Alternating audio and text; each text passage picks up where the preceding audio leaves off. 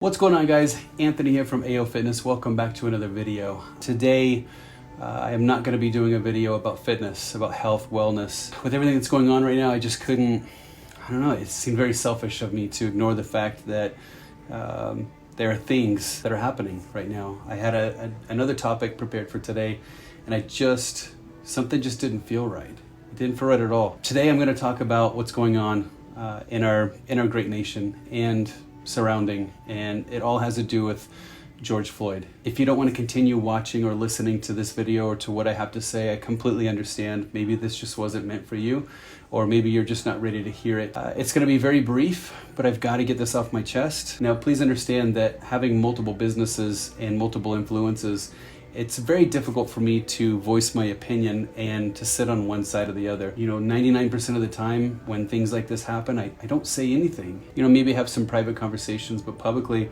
I stay very, very neutral. Financially, it's in my best interest, and that's me being transparent. It's me being honest that it's easier for me to say nothing than potentially offend somebody or take a stance or take a side. Maybe that's part of the problem. Maybe there's a lot of people just like me out there that have feelings about what's going on, and we just don't say anything. I just want to take this opportunity to speak and clear my conscience and my mind about George Floyd and about the rioting, the protests, and the looting. But I'm going to do this my way, guys. Hopefully you'll follow along with this. I think that the topic that I'm going to share with you guys is super important. So give me just a sec here.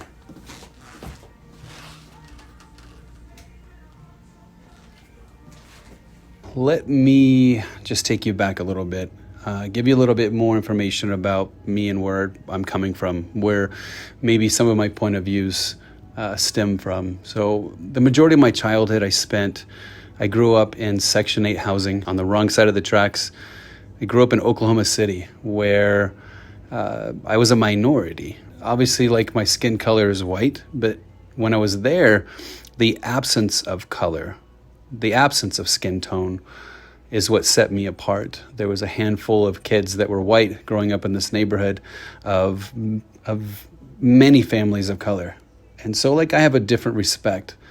Obviously, the racism that I experienced growing up, maybe I didn't even know that it was, coming from two parents that are also without color. Racism wasn't a thing for us. We were just taught growing up to do unto others and be respectful.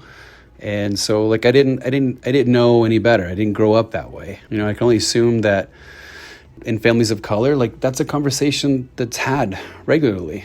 And it's how they're treated, how they're looked at, how they're deemed. I am definitely not going to sit here and pretend like I understand the suffering and everything that they've been through.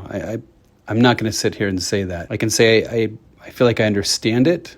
And if I don't fully understand it, I want to. I'd like to understand it. And I think that's part of our problem these days, is that, just because I can sit here and say that I'm not racist and I treat everybody the same, the fact that I don't say anything when something like this happens may be part of the problem. I do want to say that protesting under peaceful circumstances, protesting for any cause, but in this cause particular, this seems to be the most important one right now in our society, and including the world, is Black Lives Matter. I think that protesting peacefully, it's needed, it's important, and it's accepted, and it's welcome. Rioting and looting, in my opinion, is a different thing. It's a different thing entirely. I feel like we have a long history in the United States of rioting, looting, alongside peaceful protesting. I feel like there are movements and there are times where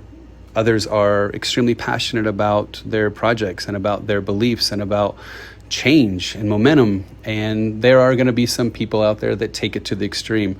I do want to caution you, and this is just my experience as an older guy, as an older citizen of the United States, is that when it comes to rioting and looting, I don't feel like the government is going to respond well to that. I feel like if I could make a comparison, and you may not like what I'm about to say, but we were taught at a young age that when you throw a temper tantrum in a Target or a Walmart or a Kroger or King Soopers, like your parents were not going to respond positively to that. It wasn't like you throw a temper tantrum and you get your way. It doesn't work like that. We were taught that you be respectful and behave, and you ask for what you want, and you work hard for it, and you put in the time and the effort, and you will be rewarded for it. That's the household I grew up in. Without making assumptions, I'm hoping that for the majority of our parents out there, that they did the same thing for us, and then the parents of today are doing that for their children today. So here's my reference,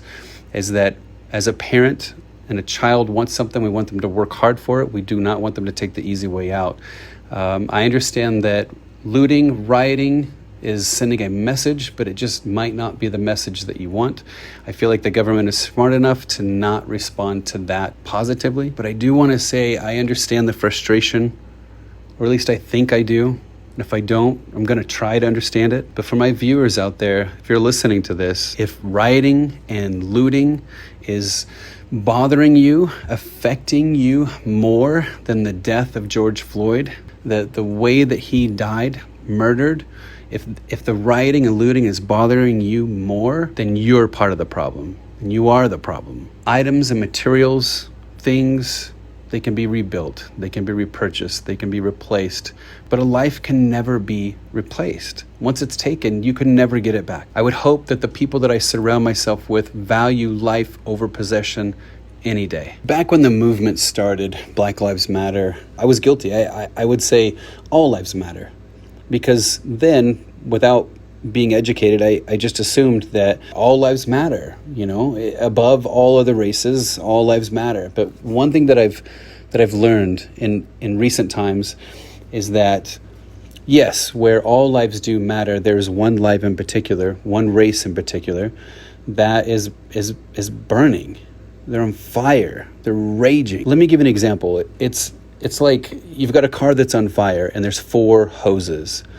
And as a community, as a nation, as a world, we decide we're only going to turn on one water hose to try and put this fire out. It's not possible. We're not going to be able to put that fire out. It's going to take all 4 hoses to put that fire out. Let me give you another example that I learned. Saying all lives matter is like calling the fire department with one fire truck when there's one house on fire in your neighborhood, and you're asking the fire department to use the water hose and spray the entire neighborhood. Well, the entire neighborhood isn't on fire. There's just one house that's on fire.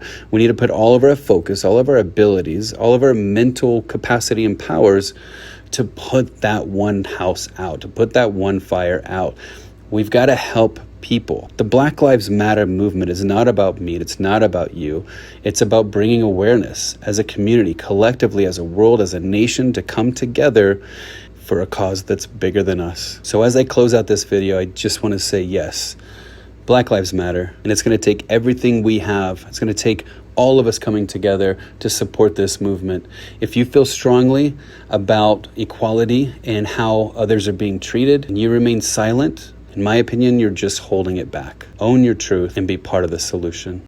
If I have offended anybody during my couple of minutes here of talking, I do apologize. It's not my intent.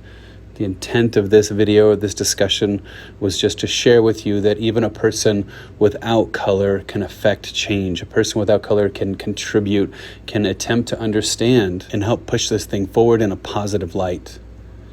All right, guys, that is it for today's episode. I appreciate your time, effort, love, and support. Thank you so much for listening. It's nice to get this off of my chest. And we'll see you guys in the next video.